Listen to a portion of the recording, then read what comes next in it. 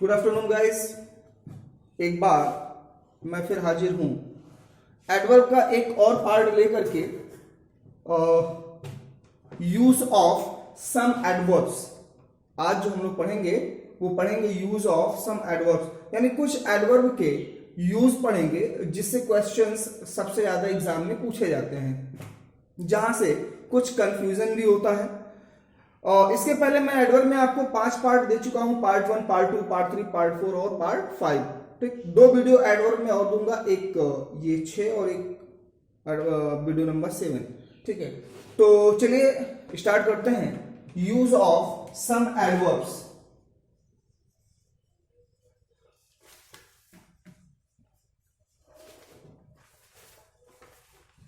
क्या है? Use of some adverbs, यानी कुछ एडवर्ब का हम लोग यूज देखते हैं। जैसे सबसे पहला यूज अगर हम कहें तो एक होता है वेरी तथा मच का यूज। ठीक, बहुत सारे एग्जाम में ये क्वेश्चन यहां से पुटअप भी होता है कि वेरी और मच का यूज कहां होता है। ठीक, तो सबसे पहले अगर हम बात करें, पहला पॉइंट कि वेरी का प्रयोग पॉजिटिव डिग्री में या पॉजिटिव डिग्री के साथ होता है। वेरी का प्रयोग हमेशा किस डिग्री के साथ होता है? पॉजिटिव डिग्री के साथ। और अगर हम कहें मच का प्रयोग, मच का प्रयोग तो कॉम्परेटिव डिग्री के साथ होता है।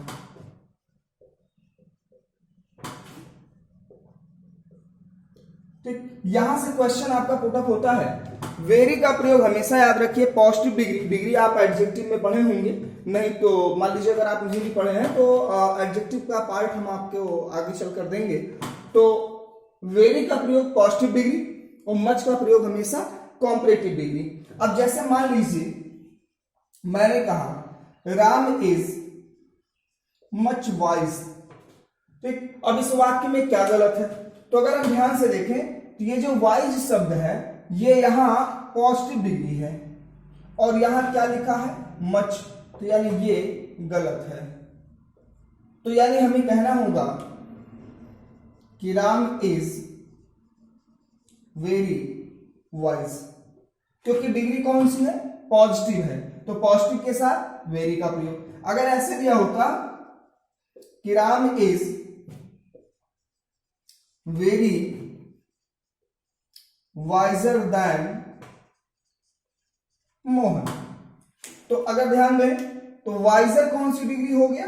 कॉम्परेटिव, तो कॉम्परेटिव के साथ वेरी का यूज नहीं, कॉम्परेटिव के साथ किसका यूज होता है?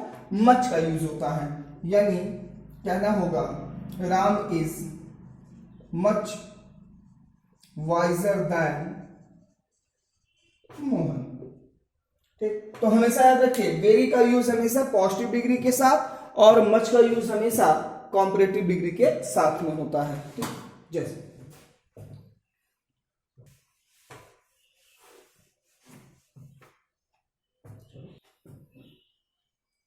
चलिए 2 सेंटेंस हम देते हैं, इनको आप पहले करेक्ट करिए। लिखा ही इज मच इंटेलिजेंट। ठीक, एक दूसरा देते हैं he is very better than his brother.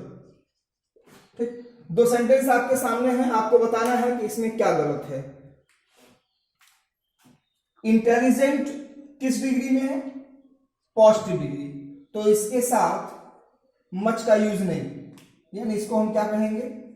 He is very intelligent. अगर दूसरे में देखा जाए तो बेटर किस डिग्री में है? कॉम्परेटिव, और कॉम्परेटिव के साथ वेरी नहीं मच, यानी he is much better than his brother. तो वही तो। चलिए, एक फ्रेज आता है, ये तो था वेरी और मच का यूज अलग अलग। अब अगर हम दूसरी बात करें तो एक आता है वेरी मच। ध्यान दीजिएगा, दोनों एक साथ में कब यूज होगा, तो हमेशा याद रखिए कि जब भी वेरी मच लिखा हो, अंत में मच है, तो इसका मतलब इसके बाद वाला जो डिग्री होना चाहिए या एडजेक्टिव होना चाहिए वो हमेशा कॉम्परेटिव डिग्री में होता है। यानी अगर वेरी मच को हम एक साथ यूज करें तो हमेशा वेरी मच के बाद कौन सी डिग्री होगी, कॉम्परेटिव डिग्री। और जैसे मान लीजिए एक सेंटेंस लेते हैं कि Ram is very much intelligent than C. ठीक, अब ये सेंटेंस दिया गया, एग्जाम में पूछा गया और पूछा गया बताइए इसमें गलत क्या है। तो Ram is very much intelligent than C. अगर ध्यान से देखें तो यहां क्या लिखा हुआ है, वेरी मच, और यहां क्या है, इंटेलिजेंट। इंटेलिजेंट पॉजिटिव डिग्री है, और जबकि देन लगा है तो देन से ये पता चलता है कि इसको पॉजिटिव नहीं किस में होना चाहिए, कॉम्परेटिव में। और वेरी मच के बाद कौन सी डिग्री आती है, कॉम्परेटिव। तो यानी इसको अगर हम करेक्ट करें तो Ram is very much intelligent का comparative, more intelligent than she, ये होगा। ठीक, ऐसे मान लीजिए एक दूसरा ले लें कि he is much very better than you. Sentence है कि he is much very better than you. अब जरा ध्यान दीजिए, बेटर किस डिग्री में है, कॉम्परेटिव, और इसके पहले क्या लिखा है, मच वेरी। तो एक चीज याद रखिएगा, वेरी मच ये एक शब्द है, फ्रेज है, लेकिन अगर कहीं मच वेरी लिखा हो तो ये मच वेरी गलत माना जाता है, ये कोई शब्द नहीं होता। तो अब यहां देखिए कॉम्परेटिव तो है बट यहां मच वेरी लिखा है, और जबकि ये गलत है, इसको क्या होना चाहिए, वेरी मच। यानी he is very much better than you. तो दो बातें हमेशा याद रखिए, वेरी का प्रयोग पॉजिटिव डिग्री के साथ, मच का प्रयोग कॉम्परेटिव डिग्री के साथ, अलग अलग। लेकिन जब दोनों को मिला करके यूज करते हैं तो हमेशा वेरी मच बनता है, मच वेरी नहीं बनता। तो वेरी मच के बाद हमेशा कौन सी डिग्री होनी चाहिए, क्योंकि मच अंत में आता है इसलिए हमेशा इसके बाद कॉम्परेटिव डिग्री का ही प्रयोग होता है। ये दो बातें हैं, नोट करें। चलिए अब बात करते हैं सुपरलेटिव डिग्री में।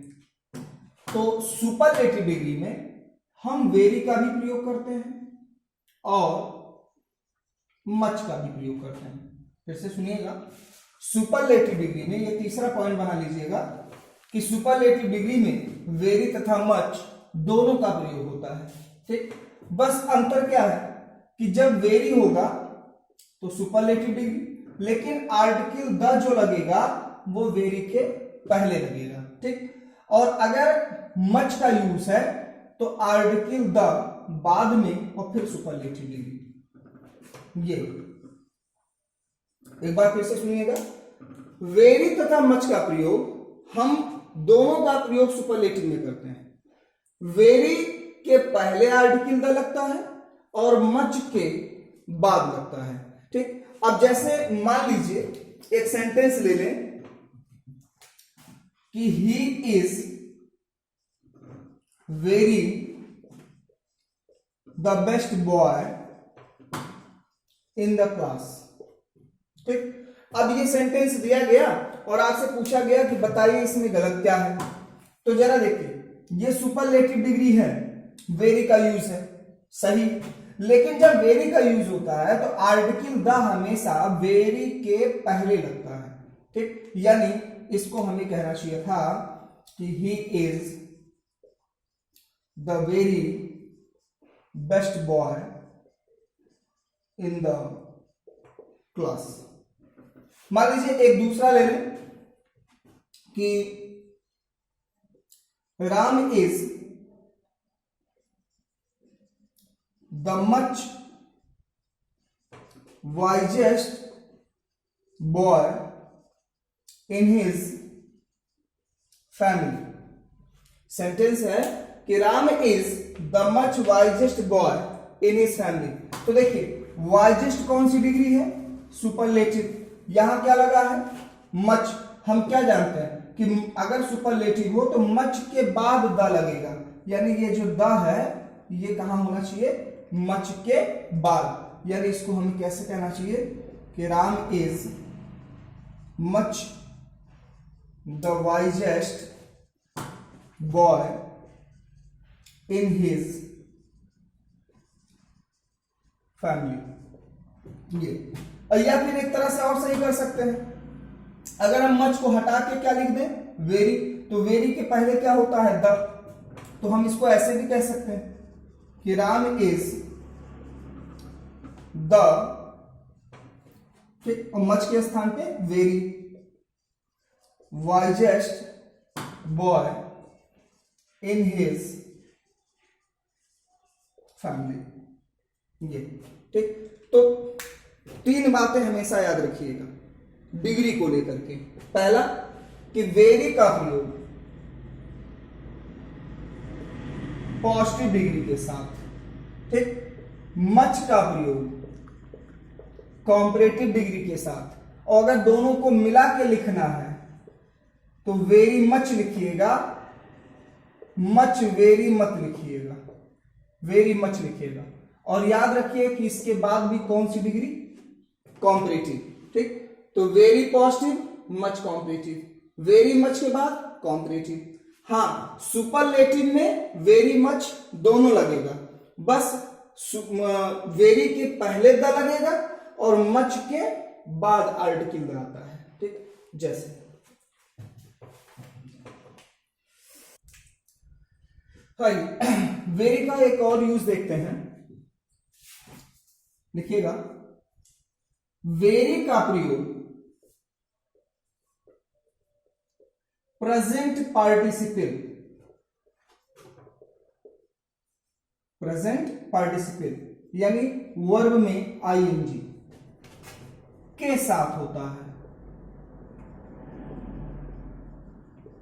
फिर से सुनिएगा, ये जो वेरी है, वैसे आपने पार्टिसिपल पढ़े होंगे।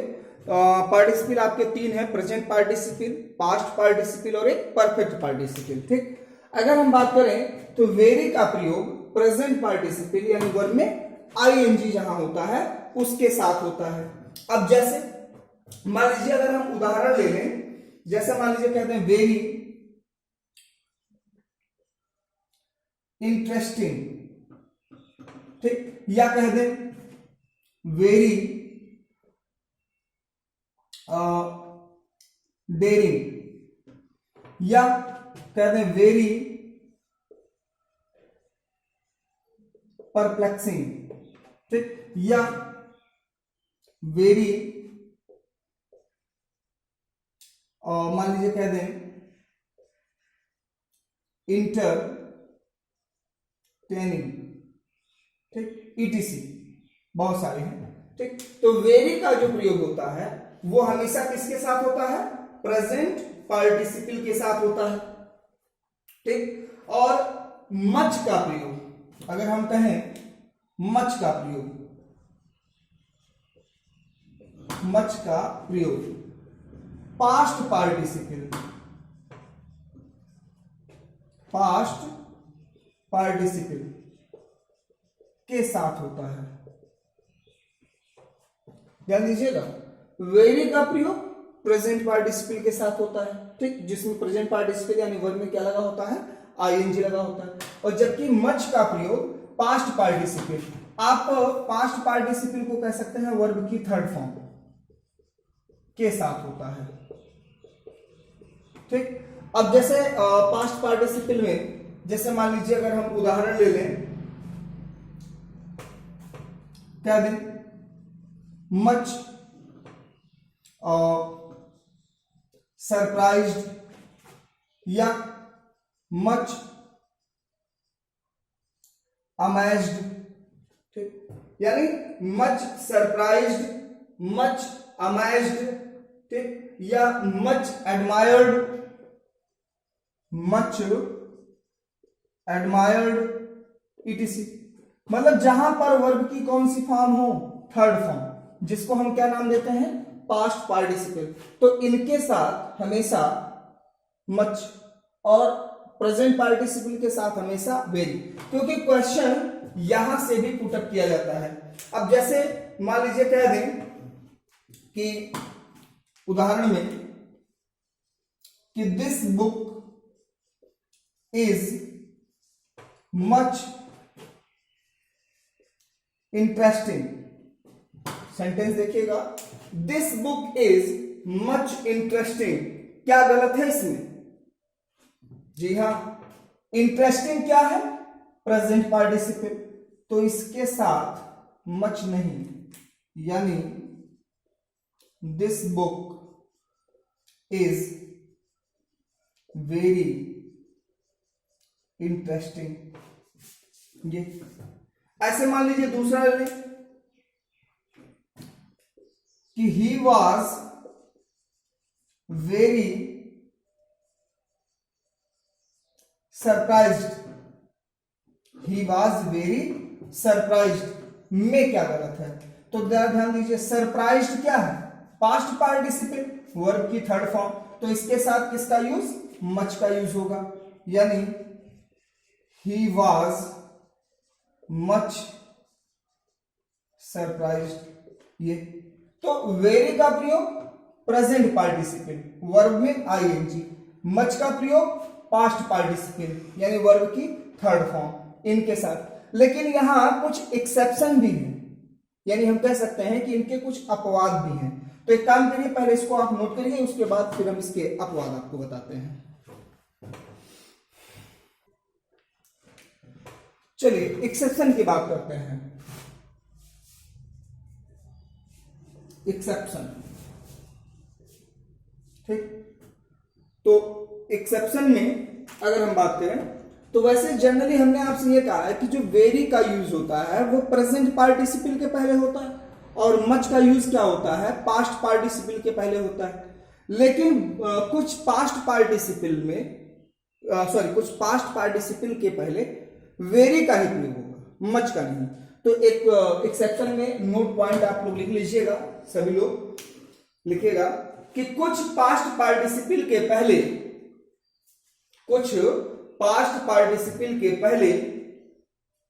वेरी का ही प्रयोग होता है, कुछ पास्ट पार्टिसिपल के पहले वेरी का ही प्रयोग होता है, मच का नहीं, मच का नहीं। जैसे वेरी टायर्ड,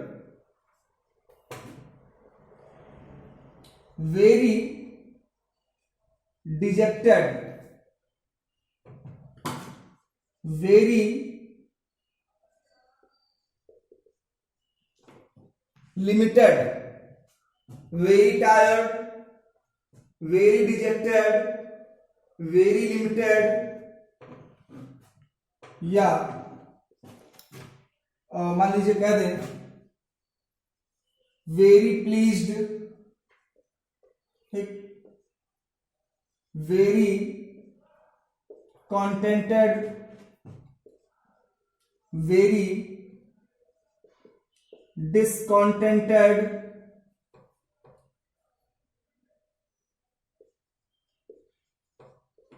ठीक। तो very tired, very dejected, very limited, very pleased, very contented, very discontented, very drunk, very drunk, very delighted etc इत्यादि।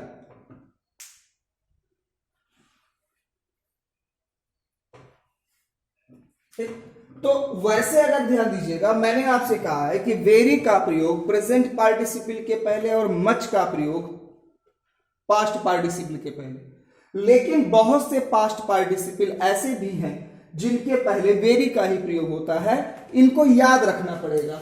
जैसे very tired, very dejected, very limited, very pleased, very contented, very discontented, very drunk, very delighted, ये है जिनके पहले हम much नहीं क्या लगाते हैं, वेरी लगाते हैं। अब जैसे एग्जाम में पूछा गया है कि I was much pleased to hear this, ये सेंटेंस है कि I was much pleased to hear this में क्या गलत है? तो देखिए प्लीज्ड लिखा है, ये वर्ब की थर्ड फॉर्म है, पास्ट पार्टिसिपल है, मच होना चाहिए था। लेकिन क्या है कि प्लीज्ड के साथ हम वेरी का ही प्रयोग करते हैं, यानी ये एक्सेप्शन में आता है। यानी I was very pleased to hear this.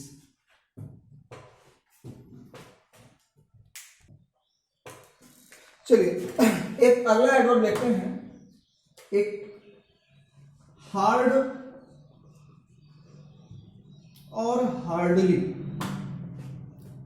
ये एक एडवर्ब है। Use of hard and hardly, यानी हार्ड का यूज कहां होता है और हार्डली का यूज कहां होता है।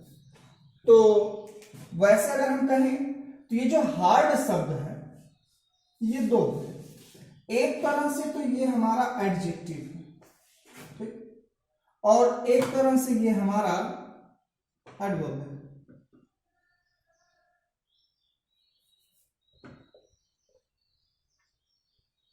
सुनिएगा, हार्ड एडजेक्टिव भी है, एडवर्ब भी है। हार्ड का अर्थ है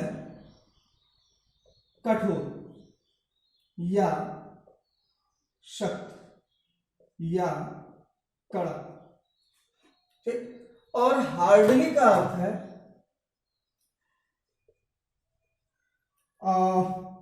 कह सकते हैं मुश्किल से या शायद ही। फिर से सुनिएगा, हार्ड का अर्थ है कठोर या सख्त, ठीक, और हार्डली का अर्थ है मुश्किल से और या फिर शायद। ये एडजेक्टिव है और एडवर्ब दोनों है, और ये जो है केवल और केवल आपका एडवर्ब है। अब यूज बात आती है कहां होता है, जब ये एडजेक्टिव होता है तो ये हमेशा नाउन या प्रोनाउन की विशेषता बताता है। हार्ड शब्द जब एडजेक्टिव होता है तो ये नाउन या प्रोनाउन की विशेषता बताता है। जैसे हमने कहा द बैट इज हार्ड। अब देखिए यहां जो हार्ड शब्द है ये विशेषता है किसकी, बैट, बल्ले की, और ये अपने आप में क्या है, नाउन है, तो ये अपने आप में क्या है, एडजेक्टिव है, ठीक। तो हार्ड शब्द अपने आप में क्या हो गया, एडजेक्टिव हो गया। जब एडवर्ब होगा तो ये विशेषता बताएगा किसका, वर्ब, और इसका यूज जो होगा वो हमेशा मेन वर्ब के बाद। एडवर्ब के रूप में ये हमेशा कहां लगता है, मेन वर्ब के बाद। जैसे ही इज वर्किंग हार्ड, ठीक। अब देखिए ये जो हार्ड है ये विशेषता किसकी है, वर्किंग, और वर्किंग अपने आप में क्या है, वर्ब है, तो ये अपने आप में क्या होगा, एडवर्ब होगा, ठीक। तो हमेशा याद रखिए हार्ड का अर्थ है कठोर, सख्त या कड़ा। हार्ड एडजेक्टिव और एडवर्ब दोनों है। एडजेक्टिव होने पर ये नाउन प्रोनाउन की विशेषता बताएगा, और एडवर्ब होने पर ये वर्ब की विशेषता बताएगा, और ये हमेशा मेन वर्ब के कहां आएगा, बाद में। हार्डली अर्थ है मुश्किल से या शायद ही, ये केवल और क्या क्या है, मतलब केवल और केवल एडवर्ब है। और इसका जो यूज है वो यूज हमेशा होता है हेल्पिंग वर्ब के बाद और मेन वर्ब के पहले। अगर दोनों है तो दोनों के बीच में, यानी हार्डली। ये दोनों में अंतर है, तो इस बात को आप लिखते चलिए, जरा लिखिएगा कि हार्ड का अर्थ है कठोर, सख्त या कड़ा। कठोर, सख्त या कड़ा। इसका प्रयोग एडजेक्टिव तथा एडवर्ब, इसका प्रयोग एडजेक्टिव तथा एडवर्ब दोनों रूपों में होता है, दोनों रूपों में होता है। जबकि हार्डली का अर्थ है मुश्किल से या शायद ही, मुश्किल से या शायद ही। यह केवल एडवर्ब के रूप में प्रयोग किया जाता है, यह केवल एडवर्ब के रूप में प्रयोग किया जाता है।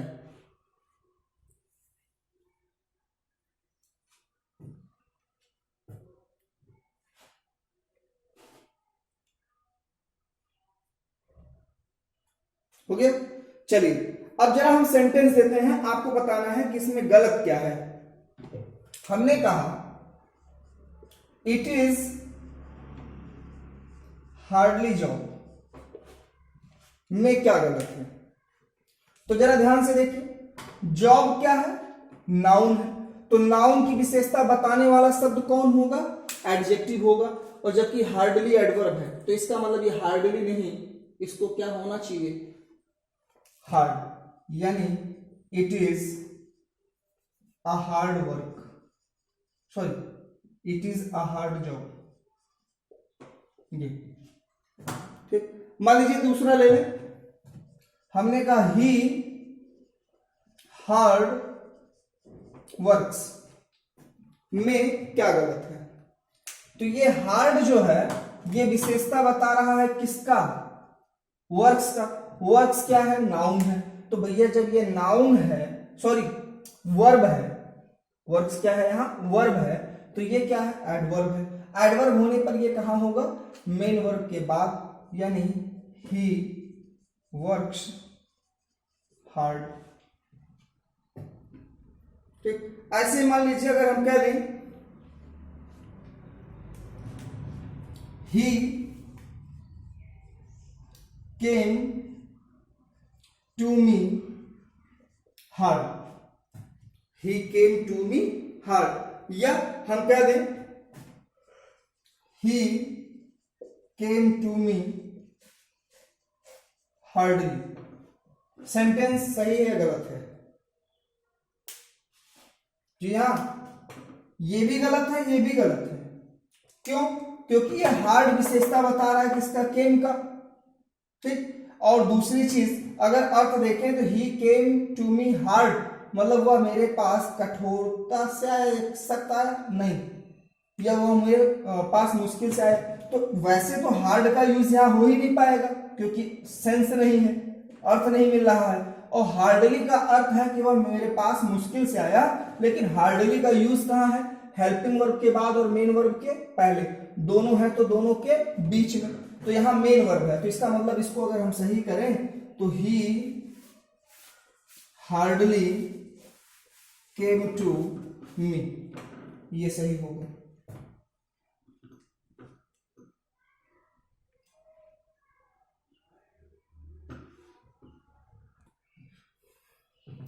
तो मेरे ख्याल से आपको ये मतलब दो और दो, ये चार मतलब चार एडवर्ब आपको समझ में आए होंगे। ठीक। जैसे वेरी का यूज और मच का यूज, ये आपका कंप्लीट हो गया। और हार्ड और हार्डली का यूज। ठीक है, तो इसको आप कहीं अलग नोट कर लीजिएगा। ठीक है, क्योंकि क्वेश्चन यहां से पूछे जाते हैं। अभी इसके बाद जो है कुछ और भी एडवर्ब बचे हैं। ठीक है, उनको हम एक अगले वीडियो में बनाएंगे। ठीक है, तो फिर मिलते हैं अगले वीडियो में। Okay, bye.